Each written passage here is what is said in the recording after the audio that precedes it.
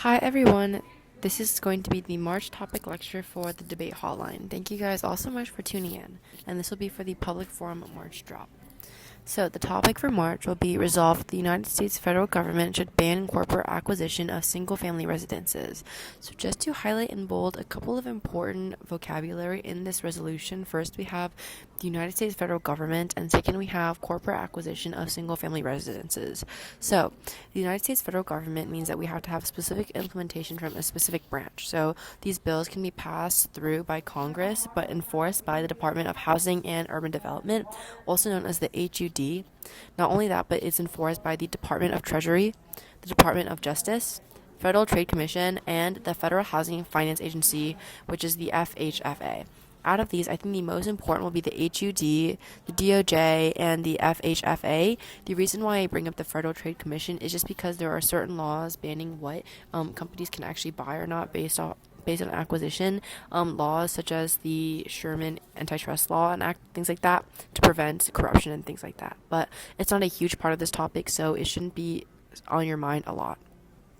Second of all, we are going to define what corporate acquisition of single-family residences look like. So, corporate acquisition of single-family residences just means that companies or businesses are going to buy houses that are typically meant for a one-family home, or typically one-family homes are meant for a singular family or young people to live in.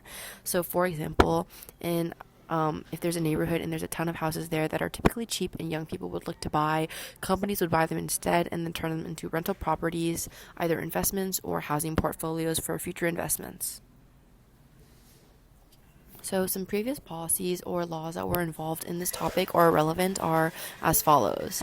The first is the Federal Housing Finance Agencies, which allowed institutional investors to buy foreclosed homes in bulk. This just allowed the resolution and the status quo to happen in the first place. The second is the REO to rental initiatives, which encouraged corporations to convert foreclosed homes into rentals. This also facilitated more corporate ownership growth. So, this just was another reason as to why corporations were encouraged to buy and have bought a lot of single-family homes in the past. They have certain encouragements because they can convert these foreclosed homes into rentals to make profit, but also, make these homes a little bit tidier, a little bit more cleaned up and nice together. The third is the Tax Cuts and Jobs Act, which made real estate investment more attractive and is another reason as to why it encouraged corporate and investor activity in housing markets. There are certain tax cuts and jobs given to the corporations that did buy houses, which was an independent incentive for them to do it. It was just an extra way to make more money, and it was another way in which they'd be incentivized. The fourth is the Stop Wall Street Landlords Act. This was proposed limits on tax benefits for large corporate landlords. So this was actually kind of the opposite of the previous act that I just mentioned, the Tax Cuts Act. This instead increased more taxes or had limits on the previous tax benefits that were given from the tax cuts for these large corporate landlords, probably to stop them from buying so many homes, because there probably was a lot of displacement happening from the companies buying these homes and pricing disparities. The fifth is the executive order that Trump has just signed. It was or not just signed, but in January 20 he signed it, which was the stopping Wall Street from competing with Main Street home buyers. So Trump signed an executive order which directed the federal agencies, like I mentioned before, a few of these, the Housing and Urban Development, the Federal Housing Finance Agency, the USDA, and the VA, to prevent institutional investors from purchasing single-family homes that could otherwise be sold to families. But there was a little bit of difficulty in this passing because there were difficulties defining what was a family house, what companies could and could not buy, and what was considered under the rights of the previous act. So although this act does seem quite good for certain sides of the resolution, there are nuances and there are vague distinctions in this act which could be different, or in this executive order which could be different compared to the actual resolution and fiat itself. So now let's talk about a couple argument ideas. First of all, on the pro, we have three arguments. The first is going to be home ownership. So just to preface, a lot of the app arguments are going to be extremely similar because there aren't really that many nuances that you can make to this argument that are relevant to argumentation, specifically because the March topic was pretty lay. The arguments we have here is also pretty lay, but you can probably spice these up with a little bit of added tech impacts or something like that. So, for home ownership, the argument is pretty simple. It's just that corporations buying homes takes them out of the market and puts them into the corporation's hands, and instead takes them out of the American supply and puts them into the supply of the corporation. So it's not public housing anymore. It's not done by the housing market. It's done by corporations, private corporations. So this, in fact, crowds out the first-time buyers. So young people that want to buy homes, they aren't able to buy as many anymore because these houses are bought out by corporations. And the reason why corporations are able to do something like this is because they use a few different tactics.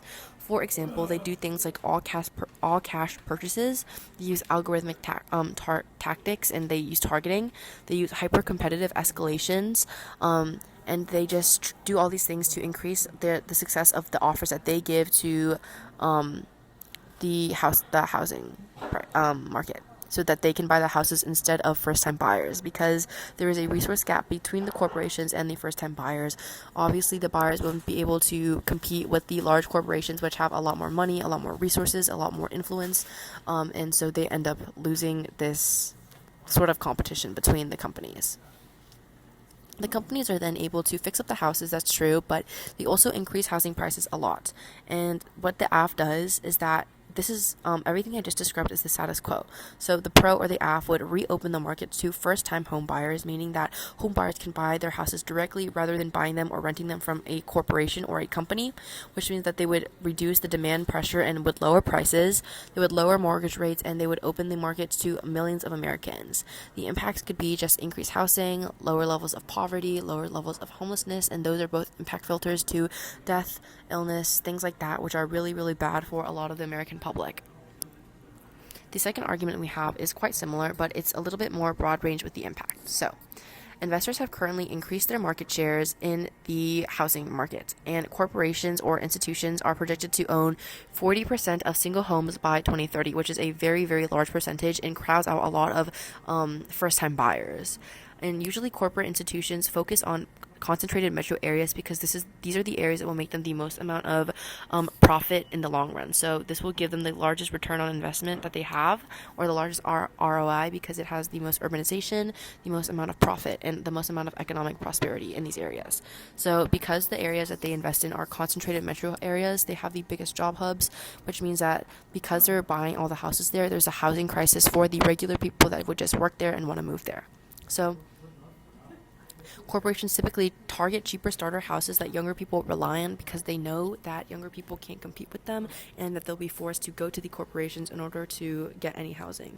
So what the AF does is it changes the status quo and it increases home ownership, just like the link we saw before in the previous argument, which helps build wealth, but which solves wealth inequality and is an impact filter to growth, crime, health, etc. You can also do this a little bit more broadly. The housing market would probably also increase in general, which would be a larger impact into the economy and probably pretty good. The last argument we have for the pro is destabilization. So this is just that large corporations currently evict more oftenly and more strictly than smaller landlords. Because they have more money and more resources, they have the opportunities to just kick out whoever they really want if they don't follow the specific rules and regulations that they have as a corporation, which makes them even more money. Specifically, they target vulnerable racial minorities with automated software and new technology. Specifically, they targeted African American communities and women in the past. So this creates a cycle of housing insecurity because a lot of racial minorities or marginalized communities are often kicked out of their housings and houses and go into this cycle of housing insecurity where they aren't able to keep one because of these really strict evictions, which creates a cycle of poverty, which is really, really bad for a couple of different reasons. It's an impact filter to death. It lowers the quality of life. It can lower growth. It can lower health, increase mental health issues, things like that. I think if you read an argument like this with emphasis on the racial minorities or marginalized communities, you can focus this with some SV framing to explain as to why your marginalized community is the most important impact in the round and they should be the main focus of the impacts. On to the con. We have another 3 arguments. The first is supply. So essentially, remember the executive order we talked about earlier? this just says that Trump's executive order is going to regress, and it's not very good because of the vagueness we talked about earlier, and it doesn't actually address the real problem, which is the supply of houses and the quality of houses in the first place. So corporate acquisition and companies buying these houses is really key to helping affordability, because these companies buying this means that supply increases in the market, which helps the underprivileged. When you see supply go up, that means that demand when you see supply being up, that means prices will be lower, just based on typical economic like thinking. But the AF lowers supplies because the companies can't buy as many houses, but it also lowers the demand because the companies aren't demanding as much either, which increases prices in the long run. A large quantity of demand for these houses are the companies, so if they lose that demand, a lot of the housing market is going to increase their prices. That means that there will increase in homelessness and economic damage, which is another impact filter similar to a lot of the arguments we talked about before.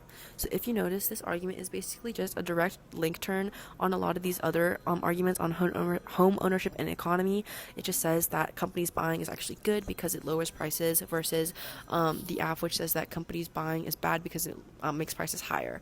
So, and I think in order to debate this properly, you should probably weigh which evidence is more realistic and has higher credibility on the topic. So cut evidence that is from like someone that has a lot of experience in the subject, that is like a study done, a holistic study, a meta study, things like that provide your evidence so much more strength compared to other just weaker, flimsier sources, so that you can get the head on the upper hand on the evidence debate and the direct debate between the different links, because they both logically make somewhat sense. Sorry for the phone ringing in the background. So the second argument we have here for the con is capital. Currently, corporate capital stabilizes markets in times of distress. For example, substantial capital gives the market wiggle room, and it makes it less vulnerable to shocks, so the houses are more liquid, there's more backing, and there's more not necessarily insurance, but just a net to fall back on, a safety net essentially.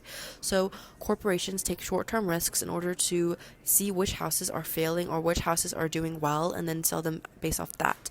Regular homeowners and first-time buyers do not have this opportunity because they don't have as many resources, so they can't take these short-term risks. That means that if they buy these failing properties, they're stuck with them, which hurts them in the long run. So corporations offer flexibility, which is really key and helps people in the long run. There's two impacts here. The first is marketing stability, and the second is just extra financing and better quality housing. This is just another internal link into a lot of the impacts we talked about before of homelessness, poverty, the economy, quality of life, things like that. And the last argument we have here today is crisis recovery. So essentially, currently foreclosure filings have increased across the country, and properties are left in disrepair and they're undesirable because they're left in these like in qualities that aren't really well made, or they aren't in like high quality conditions anymore. So currently, institutional investors help recovery of poor houses because they have the resources. They basically flip the houses to make them nicer and resellable, and this was proved historically in the 2008 financial crisis. Investors were responsible for over 50% of house appreciation rates, so houses only increase in price and value after investors and corporations were able to go and fix them, which increases employment and also has spillover effects that helps neighborhoods in general. Once again, you can impact this out to the economy, homelessness, poverty, things like that. This is also, I think, a little bit turnable, because saying that house investors are responsible for 50% of a house appreciation rate also just kind of concedes that housing prices have gone up. So you need to argue that this is not necessarily a bad thing. Just because prices don't go up doesn't mean that it's necessarily mass inflation, but instead just representing the quality of the house is going up instead. Obviously, if a house is being fixed and is a lot better quality and a lot safer, even if it's more money, we would say that is a worthwhile investment and a better investment for the long run, which helps people stay out of poverty rather than going to these poor houses and then getting in like poor health conditions and things like that. Overall, this topic has a lot of nuances that you can talk about, and a lot of the arguments are extremely similar but have slight variations within their links, but a lot of the impacts are similar, so you can probably read a lot of similar impact defense or just co-op a lot of impacts for the weighing. So the best thing that you should do is be considering empirics, evidence, and strength of link weighing, which is really, really important. And you can also do other forms of weighing like time frame and things like that, but these should all be specific to your link and your internal link scenario instead of just your impact. Thank you guys so much for watching this video. Let us know as an organization if you enjoy these topic lectures and what you'd like to see in the future. If you have any questions, feel free to reach out to our website debate hotline. And yeah, thank you so much for watching this again.